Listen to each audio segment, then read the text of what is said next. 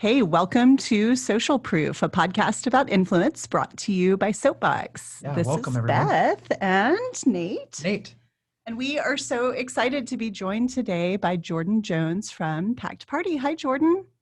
Hi, good morning. It's good to have you here with us. We're so excited to visit with you. So great to be here. Thanks for having me. Absolutely. I think our preference is always to get you to Bentonville, but given the current state of the world, we are settling for having you remote, which is tragic that we can't give you a big hug in person. For virtual 2020, this is yet 100%. normal. Yeah.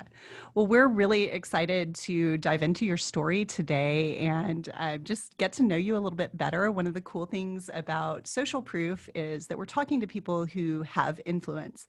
And I think you're one of my favorite stories because you really built a brand around not only your own ideas, but your own influence. And it's been cool to watch you just thrive. So why don't you tell us a little bit about yourself and your company and how it came to be, Jordan? The madness. So I started Packed Party in 2013. I was 23 years old. I'd moved to San Francisco. I didn't really know a soul. I'd moved from Dallas, Texas, had worked at a marketing agency and kind of worked, my way up. We did some events and then I got like the tiniest promotion. I was working inside Walmart stores, like doing and checking like signage and in-store merchandising and things, because Walmart was our customer. And then flash forward, I moved to San Francisco, was doing marketing in Silicon Valley for a company that it was a data analytics company, but there wasn't really at the time like a product that was really working and we didn't have a lot of customers. So marketing is like to make noise around product. Well, there was nothing to make noise about. So not only did I not have friends in my new city, I didn't really have a job that was keeping me distracted and busy. So I called my mom one evening and it was Friday night. I was feeling totally sorry for myself. And she, as a very outspoken Southern woman, told me immediately that I was having a pity party. So she basically hung up on me, and I went to bed that night. And I this very vivid dream about sending myself a physical pity party and creating this company called Packed Party, and that would allow people to throw themselves or other people this party for one. Yes. So right there in my teeny tiny apartment. I mean, like I was tangled in this apartment vacuuming. My idea was born. I wrote what I now know to be a business plan. I mean, it was really just like getting everything out of my mind on paper. I sat straight up in my bed and it was really like on thought. Here I am 7 years later. Yeah. So from there, I mean, we had 5 products. We launched our little GoDaddy website. I say we, it was like my mom shipping out of a garage in Dallas. And then I started posting on social media. People loved, the idea of Packed Party, the idea of like making your life a party and products that made life a party. But I really didn't have that many products. So all of a sudden, like wholesalers like Neiman Marcus, Nordstrom, those kind of players were reaching out like, hey, what do you have? What do you sell? So I knew pretty quickly we needed to make more SKUs because we had made a lot of noise on social media and shown a little bit of influence. But we really didn't have much to sell. So that kind of got me in the manufacturing space. And today Packed Party has an array of products, outside of the packaged goods space that we started in. We're really a full-fledged lifestyle brand. We design and manufacture everything from tech accessories to pouches, hard goods, soft goods, drinkware. Yes. So I'm a firm believer life is what you make it, and why not make it a party? So that's, me really in a nutshell. I turned my pity party into a packed party and started a business around it. So I love that. I love hearing you incredible. say SKUs. I mean, I think that's just a foreign language in some regards. So you've learned a lot along the way. Yeah, just a few things. I mean, I was a music media major, so I had, and nobody in my family, my dad was a banker, my mom worked in retail for 17 years, so both of them worked, and I was, my dad sold like plants on the side of the road when I was a little girl too, like on the weekend. So I just really was a product of 2 people that were crazy hard workers and always told me as a little girl, I could do whatever it was if I was willing to do the work. Right. So that to me, I mean, I think a lot of people have ideas when they start businesses. It is really scary. But for me, I was like, okay, if I'm willing to outwork everybody, I think this can work. And I had such an idea that I was passionate about. There was such a white space. I mean, Kate Spade, you know, she's quick and she's curious and everything is perfect and her hair is perfect and her nails are perfect. And then there was more like high-end brands. And then there was like really low-end brands, but there was nothing in the middle that felt like me or my friends. Like, where is the girl with the messy bun and the nails that are chipped, or, and, you know, she still gifts herself or she wants to gift her friends, but she's a little bit late. She's kind of that imperfect, real and authentic, and the price point's approachable. So I immediately started talking to that girl like she was our customer, which kind of became our voice, and then creating products for her, and creating products that myself, I would want, and then asking my friends too, hey, would you buy this? Do you like this? I love that so much. Yeah, so interesting. It really is. You know, with so you've got a new line at Walmart, right? Tell us about that, because speaking of making something like approachable to that girl with the chipped nails and the messy bun and just really every girl, right? So tell us about that line and how it came to be and how's it going? So I started, like I said, in 2013. I had a little bit of experience working with Walmart. I mean, I was like the tiniest fish in the massive, you know, ocean that is Walmart, and even the agency that I worked at. So I was totally like, I mean, I didn't really know that much. I knew a little bit about the stores and going to the back of the stores, but I knew, again, being inside the stores as a 23-year-old and then having to quickly grab stuff for myself or grab stuff for a friend coming from work. There wasn't a lot of like giftable stuff there. And then there was this very like farmhouse vibe, but there was really, again, nothing that felt to me as a millennial approachable from a brand perspective there. And so I kind of always had that in the back of my mind. I knew, again, when I created Packed Party, I didn't go in mind. I think you can't, when you create any kind of business, you can create it for somebody else, right? Or for, okay, I'm going to create this brand that's going to go inside Walmart. I just don't think that works. So I didn't even think about, I kind of put my experience with Walmart aside when I started Packed Party. It was just like, this is a great idea. I'm going to build this brand.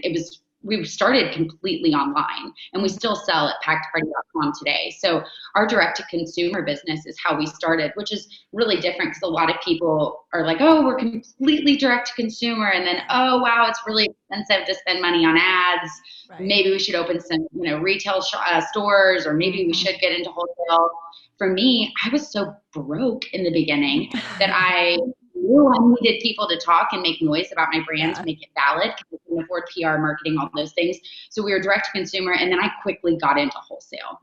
So I used Neiman Marcus, Dillard's, those players to kind of build the brand, validate it on social media, partnerships, things like that kind of came from those retailers. We worked with Reese Witherspoon all of a sudden, and Draper James and Rebecca Minkoff, and some of those cool things. So you start getting a little bit bigger on that side, and then Walmart started taking notice, and I went to Atlanta Gift Market. This is a pretty wild story. So I went to the big Atlanta Gift Market.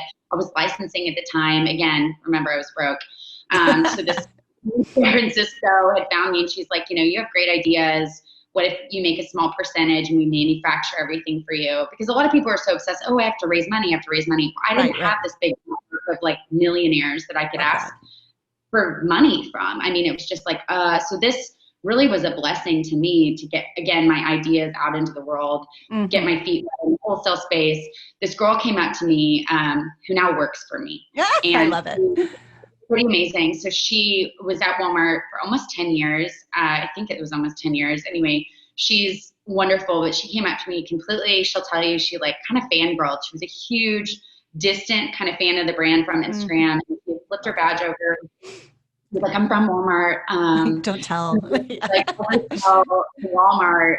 And everybody in the showroom that I was in was like, oh my gosh, like Walmart just came in and talked to you. And that girl was like freaking out. And we took a picture together. And I really didn't think that much of it. I was just like, I don't really know how exactly we'd work together, but we kind of exchanged information. And I knew that our brand still needed to be bigger, because I knew, again, Walmart is so big that if we went into Walmart where we were still really small and people didn't know about Packed Party, it would immediately become Walmart owns Packed Party, or that's a Walmart created company. And then all of my sleepless nights and everything else that I was doing wouldn't matter, right? So I knew we still needed to kind of get to that next level.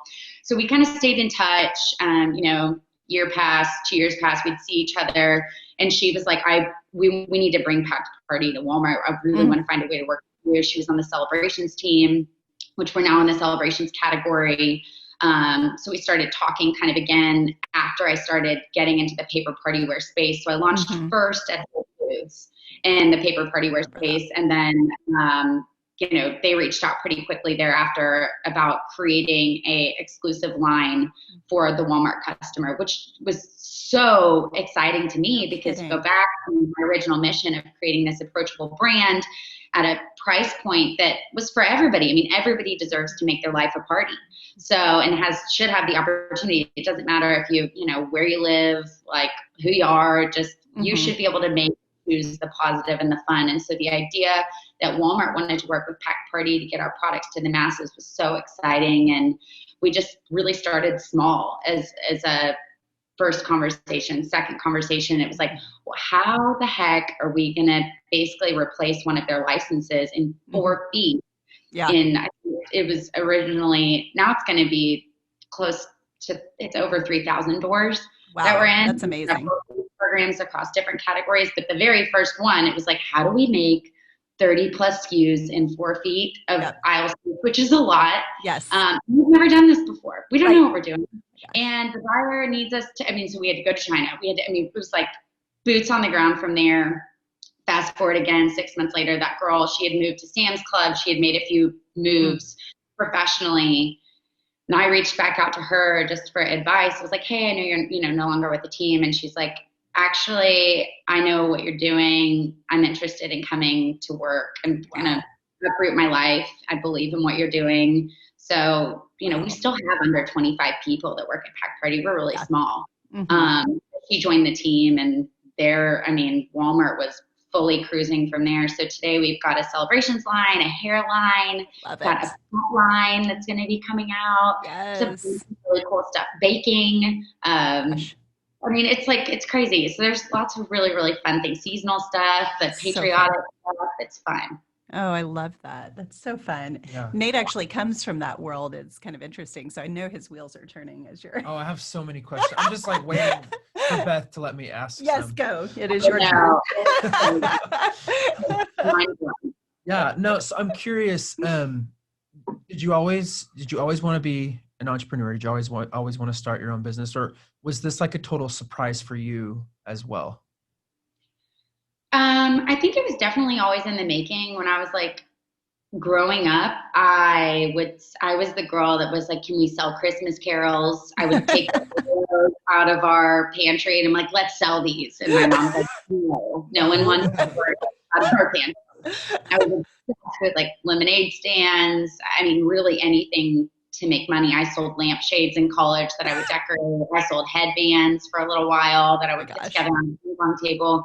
But I'm really bad at math. Like I count on my hands. I had a tutor all through college and high school. And it's funny, my high school tutor, we would just sit there, my head would be in my hands. I'd have big crocodile tears. She'd explain something 10 times. I'm like, I still don't get it. It's really difficult for me. So all of a sudden people liked my ideas enough. This started with like the headband. Like, do you sell wholesale? And I'm like, yeah.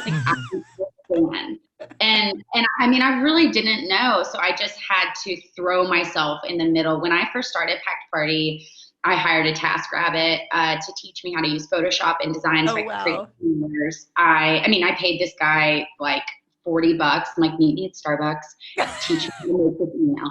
Because I knew all these people that are on this email list thing that I made. I don't know how to. Now how do I talk to them? Yeah. And then, I was just so scrappy. I was paying this girl that was my neighbor in pizza, basically to take pictures of me for our Instagram. And people were like, oh, this is amazing.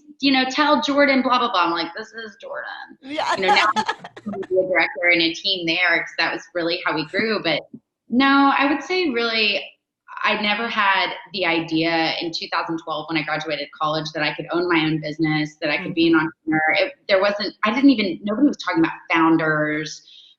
anything like that. I mean, Yeah. back then, it was like, you graduate from school, you need to get a job right away. I mean, I was making like $30,000 a year at that marketing agency. I was like, okay, perfect. I couldn't This is even live it. in uptown Dallas. I had to live in downtown. That was like not cool.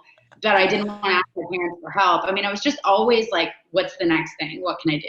Yeah. That's I so love that. intriguing. It is. Did you did you ever have this moment of realization where you're like, oh wow, I've started something? Or is it still, I mean, at what point did you have that realization where you're like, this could really be something, or I've actually started something? Yeah. This is my business. Did you ever have that moment, or has it just kind of been gradual for you? Or I mean, every day, honestly, I can remember there are so many difficult things that I've gone through this process. I would be lying if I didn't tell you I've been through, lawsuits, it's like people copying me, like hiring people, firing people. Like it was all a lot for me. And transitioning from a founder to a CEO is a really difficult thing. Being anybody, whether guy, girl, it doesn't matter, going from 23 years old to 30 years old, you're a totally different person. Yeah. yeah, So I had to go through that process personally, but also, I mean, my entire personal life was kind of put on hold because of what I had created. So I knew pretty quickly I was taking a back seat to the company. In my 20s, absolutely. I mean, a lot of people, it's like, well, come out, like, let's, and I was like, I can't. Like, Yeah. I wanted to. I never wanted to be like a victim either. Mhm. But I knew that I believed in what I was doing, and the passion, I wouldn't sit around like, this is so big, but I just knew in my heart of hearts. I gave a 7-year speech to our whole company yesterday, and Aw. it doesn't matter of if we were going to win, it was when we were going to win, I love and that. when we were going to be in Walmart, and when you were going to find us in Nordstrom. And Yeah. I've been told no a million times, and I've had people get in my face and tell me I'm not a technical designer, tell me I'm not going anywhere, I don't know what I'm doing, I'm too young, not smart enough. I mean, all of those things that you think are just like in some stupid movie, they really have happened. Mhm. And here I am still. Like, good luck getting in Walmart. That's never going to happen. You got to sit, in their parking lot. Well, I didn't have to sit in their parking lot. I had to, be persistent. I had to get thick skin when, people are saying, hey, this isn't going to work, or all these cups came in broken. It's like, you can either panic and freeze, or you can figure it out. So I guess it's every day, right? Looking yourself in the mirror, brushing your teeth, saying, okay, I can do this. This is something that's bigger than myself. And believing in that is, for me, what that has looked like. yeah. Well, it's such a great mindset. It really is, which is one of our favorite things, I think, to kind of dive into with guests. And, you used a couple of words, I feel like, repeatedly there, which I love. Ideas is one of them. You are an idea person. I can so relate because I think 90% of the time I'm just running around here. They laugh at me and say that my mantra is, I have an idea. And they're like, oh my God, oh no, Yeah, exactly. So, and then you've got that, I think just that hustle. You talked about heart and just your work ethic. And, we talk a little bit about, who's listening to Social Proof, right? And it may be someone who's in retail or shopper marketing or just plain old marketing in the agency business. But it's also individuals who I think have that side hustle or are trying to build their own brand. And I think you are just so relentless. You've taken those ideas and being that kind of creative, and then you've combined them with this hustle and this work ethic. And I guess love to hear you talk about that a little bit. Do those things always work together, or are you the creative one day and the hustler the next? What's it look like for you? I think they run, alongside one another. For me, I'm a realist, so I'm not such a dreamer. I think that's something that our team really appreciates about me. And I've, along the way, met a lot of founders that are so, pie in the sky. Head in the clouds, yeah. What I want to do, and then I get distracted. What I do well, and I do a lot wrong, what I do well is I decide what I'm going to do. It's bulleted very strategically, and I go do it. There's no distractions. I'm not doing anything else till I'm done. So and being really disciplined. I mean, kind of like my brother called me a Navy SEAL the other day. He's like, you get up and do it. I'm like, drop and give us 40. And but I do have to allocate my time really well, right? Because I'm transitioning from talking about a hairbrush to a pet leash to something for my website to designing a summer line. So I had to get a lot quicker. So I just designed with our design team. I'm still the one conceptualizing all these ideas, but our entire summer collection, we had to create it in 3 days. So you have to train your mind to get a lot faster. And I can't just go to a vintage store right now to get really inspired. So I have to lean on other people, you know, to say like, these are the colors, this is what I'm envisioning, but I still do the mood board. And then, you know, for this one specifically, somebody else came up with the copy. So I've always been really good with words, like storytelling. This guy that used to work at Pack Party was like, this thing is like a marketing machine. It really, it's good storytelling. And so, yes, you get a lot of marketing people listening. I was always really good at copy and just coming up with like little quirky things in that way. So pairing those with an idea, that's what makes anything sell, right? It's the story behind it. So in the photography and things like that. So for anybody that's listening that is in, you know, marketing and does have a side hustle, I think truly focusing in on your skill set, or if it is, if you need help bringing in other people that fill in your gaps, a lot of magic can happen. I mean, with the hustle and the right ideas, and we've just been fortunate, like we don't really make mistakes on the idea side as much as we do, because we take the data. And again, if you're too creative, you're like, I don't care. Like, I just believe in this idea. It's like, I, you know, need to know that a plate with a white background is the #1 seller each time. So then I'm not going to go mess with a pink plate. You know what I'm saying? Right. Yeah. Well, I mean, that's good research, right? I mean, so you're, you know, you talked about going to the thrift stores or having the place that you go for inspiration, which I think is so interesting. You also, I think, kind of alluded to, and I know it made Nate and I perk up a little bit, the people around you. And it sounds like you've been really good at identifying, you know, what are your strengths and what are your deficits, or just areas where someone else is going to be stronger. And I think we talk every single day at Soapbox about getting the right people on the bus. So how have you identified, I mean, is it just trial and error over those 7 years, or how have you figured out this is the highest and best use of my time and this is not? I think it is, you know, in a way, a little bit trial and error. I'll never forget, I sat on my balcony. One of the girls, she still works for me. She sat on my balcony. We sold all these handbags this woman had given me in my neighborhood. And we were so screwed, honestly, for lack of a better term. At this point, quit us, totally left us like high and dry. We were shipping to American Eagle, Francesca's, and I was like, I don't know how to ship this stuff. She's gone. What do we do? I don't know if we're going to meet payroll. I don't even know how to use Facebook Marketplace. Like, let's sell those handbags. So we like fired off, sold all these handbags. Like, this wasn't that long ago, by the way. Yeah. I love that. Keep it real. I mean, it was not in the last 2 years, but I remember it vividly. And putting myself in a position to put people around me that are like, okay, like whatever it takes. But also really strong individuals too that are really confident in themselves, because I take feedback really well. I mean, I was in 3rd grade and my parents were like, hey, you play basketball. And I'm like, yeah, I do. So that was I was like raised in, right? So like it didn't hurt my feelings. I was like, yeah, I'm not so good. So people on our team, I think having that open rapport that and people, now that we're a lot bigger, they feel like, Jordan, that's probably not the best idea. And I'm like, you don't think it's a good idea? Okay. Like, no. So we move on. We can't relate to that at all. You have to be nimble in that way. Because if I was like, and I watched too, when I worked in Silicon Valley, like our founder at the time, he would come in and he was like, I have an idea. And like, everybody would wait. And then it's like, what is the idea? Tell like, us, we're all bestow it on us. It felt like I like worked at Apple or something. He'd wear these like turtlenecks and very smart guy. I'm but gonna like, take that up. Yeah, I don't pretend to be that way. I like come in and hot, my hair's on the top of my head. I'm like, here's what I'm thinking. There's a lot of open feedback. And I think being that way from the beginning, that certainly hasn't changed who I am. I mean, yesterday, again, I'll reference the speech I made. I was like, I'm sorry. I don't always say the right thing, maybe as the CEO, but I'm also not sorry because it's what makes me real. And I'll constantly tell people on our team, you know, like, I don't know the answer. Like when COVID happened, I was like, I need a second to get with our HR person because everyone's looking at me. Right. And I, you know, well, what's the plan? Are we shutting down the office? What are we going to do? What are we going to do?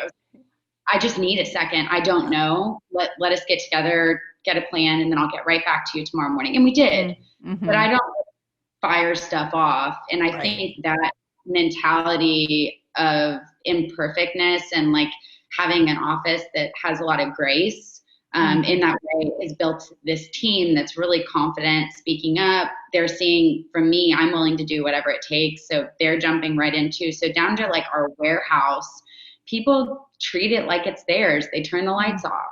They help each other. So that's really something I don't take for granted right now. And I think it took a lot of open communication to get there because you just see it in somebody when you hire.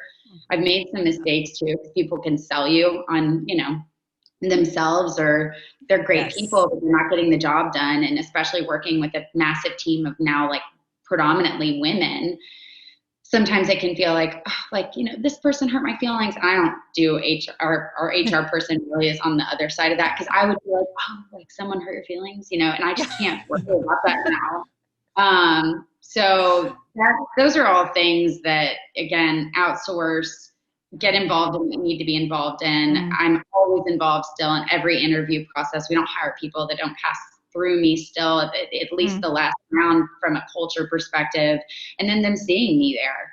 I think I'm really involved. So they are like, well, she really wants it. She's here. She's not checked out. Like, I guess I need to be in the middle of it too.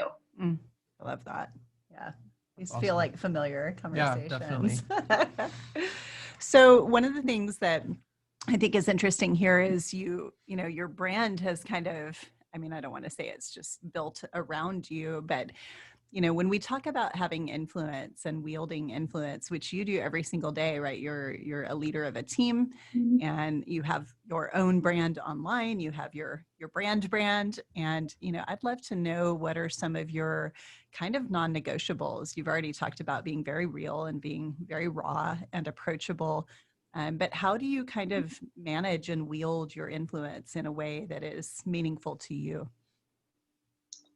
My non-negotiables, I guess, I mean, for me, I got the dog initially because I was like not going outside. The dog party was like, whoa, it's 8:00 at night. I got here at 7 because I was always playing catch up in San Francisco. Like all my stores and things, like boutiques would open early and it was just game on. So I had to be in my seat by 7:30. So I try to go for a walk every single day.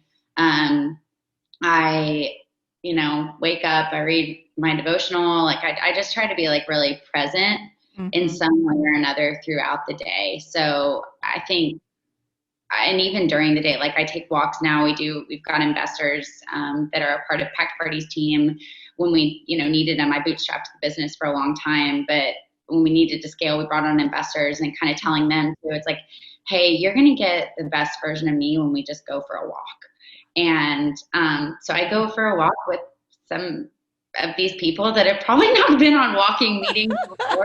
And they actually, you know, ended up really respecting me for it. So for me, just getting outside, moving my legs makes me feel really inspired. That's definitely a non-negotiable. I think also kind of shielding myself. That Packed Party is called Packed Party. It's not called Jordan Jones for a reason. So there's always a push-pull between, you know, why don't you be on like every single one of the products at Walmart? That was a big conversation, you know, that we had with our buyer and the team there. And I think, you know, the brand really takes center stage, and I'm, of course, behind the brand. It is my voice in a lot of ways, but I'm not the brand. It's people should be able to look at our brand and visualize themselves in it.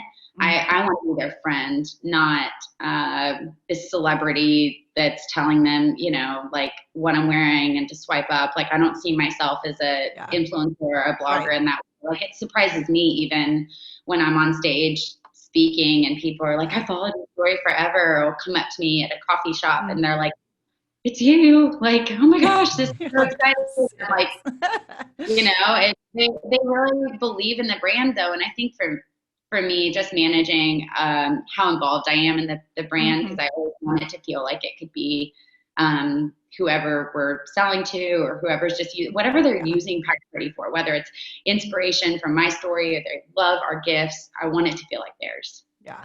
I love that. It Building makes me myself curious. up. We didn't prepare her for this, but should we ask her Enneagram? Yeah. We should. Uh-oh. You're so good at this. Like, do you know your Enneagram? Have you taken the Sorry. Enneagram before? I think I do. I think I'm a 3. I'm surprised. A 1 and a 3. Or You know, we should have guessed first. We should have guessed. Yeah. We love talking about Enneagram. We didn't prepare you for that. I just did it like earlier this summer for the first time. I'm like a 3-7, maybe not a 7. I don't know. It was the like no-brainer ones. Yeah. I looked at them before and I was like, shocker. Yes. Yeah. I love that. Nate and I are both 7s, which are the enthusiast. I know that's shocking, but like we just These too. That's why I was like 7. Yeah. But what's a 3? It's like a kind of intense. I love that. We'll have to Three's the follow up. Challenger? No, that's 8. Achiever. 3 is the achiever. Yes, Yeah. 3 is the achiever. Yes, I can see you being a 3 with a lot of 7 vibes, but that Navy SEAL mentality though does not scream 7. Yeah, not many 7s get called Navy SEAls. Yeah, no, we do not. I forgot about that. Yeah, no, I know people are really into the Enneagram stuff, and we actually personality test people that we hire.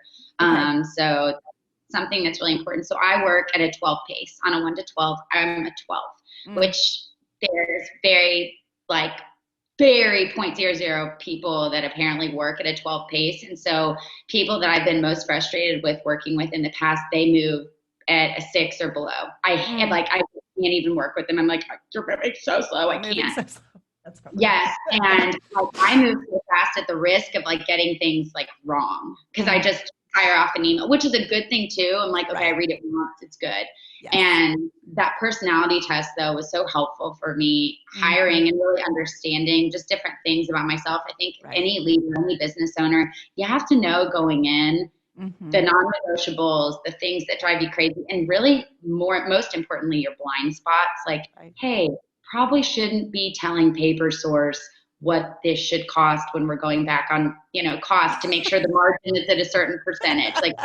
Noticing mistakes there. I'm like, oh my gosh, we got this huge PO. And then it's like, oh, I filled it in wrong. And then I knew this mistake early on. And then I was like, I need somebody here checking this stuff. I love that. Now that we sell to Walmart and others, we don't make those mistakes anymore. There's a lot of really smart people, but it happens. Yeah, I mean, the only way you figure out your blind spots is by stumbling through them and, going, whoops. Having a graphing calculator at your desk. Math, right? I love that.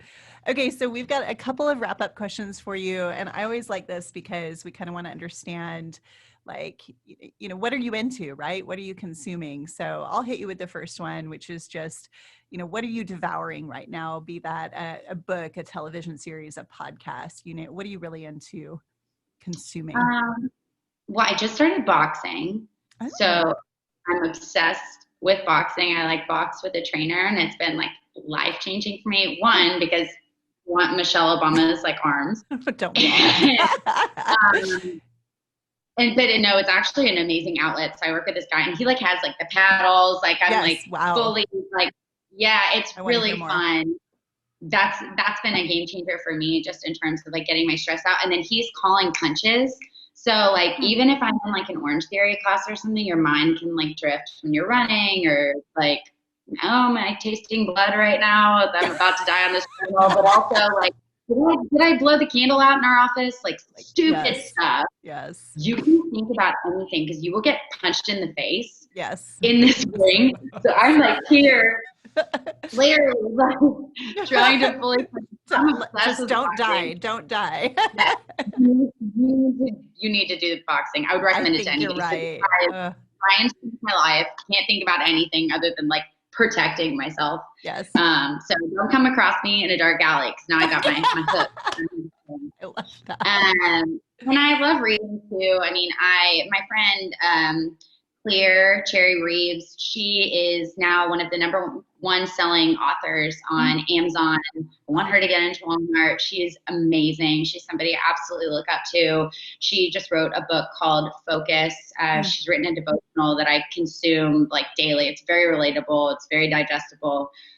Focus is 1 word a week to focus on. I'm like giving her a full plug right now just because. I love this. I want it. Bring it. We'll link it. Yeah, we will.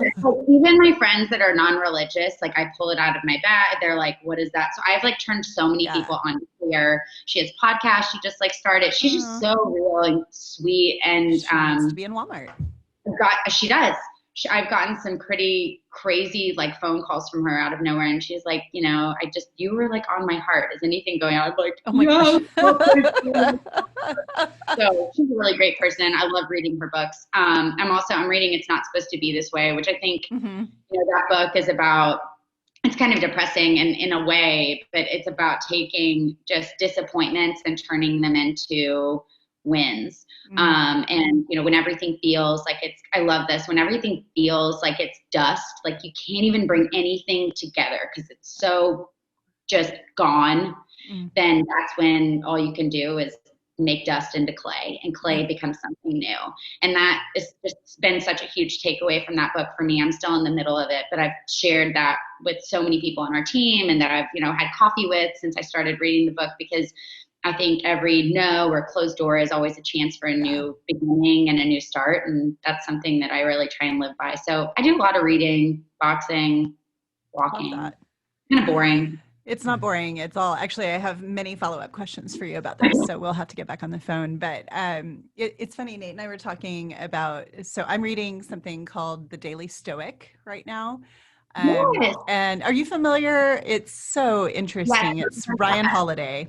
And it's, you know, it's the interesting piece is, you know, you reference like devotionals and people who are or are not religious or spiritual. And I like a lot of I think as a 7, probably, I crave that regimented type. Like, this is a practice I can take on every single morning that's going to, you know, help with my mindset and really, you know, kind of get me thinking in a way that will be more in control of my day instead of reactive. And I love hearing what people are consuming. So, and I think that enthusiast actually comes through in you. So I bet you have follow-up questions. What are you reading, Nate? Yeah, what are you reading? Oh, me right now, I'm reading You Are a Badass. I'm only on chapter 2, but it's really good. You're not good. A badass yet. I'm not, so I'm not there yet. In the works. Is that book green? I think something. Yellow, maybe? Is it I don't Jen know. I Shapiro? say I'm reading it. I'm listening to it. Yes. Okay. Yeah, I'm a big Audible fan, so. Anything else you want to know with Jordan? I'm like power walking, listening to these things. Are you like running the books? I have a long commute because I live about 30 miles away. So I always listen. It's like my buffer between dad mode and work mode. And so, yeah, I cherish that. Yeah, he needs it before he gets here. Yeah. Yeah. No, that's awesome. No, I think I'm good. Yeah. So I mean, I could listen to you all day, Jordan, and we always have 9 million ideas flowing, which is one of the reasons I love keeping up with you and your story and all of those things. But just thank you so much for joining us. I know people are going to really love seeing this side of you and hearing your behind the scenes. You're welcome. Yeah. Thanks again. It's so inspiring. Thank you for having me at your conference and here too. This has been wonderful. So hopefully we're there in person before, you know, or at least in 2021. I know. It's so crazy. I'm sure we'll see you in Bentonville again soon. Thanks again for being with us today. It's been a Social pleasure. Proof. Thank you. Bye, Jordan. Thank you, guys. Bye.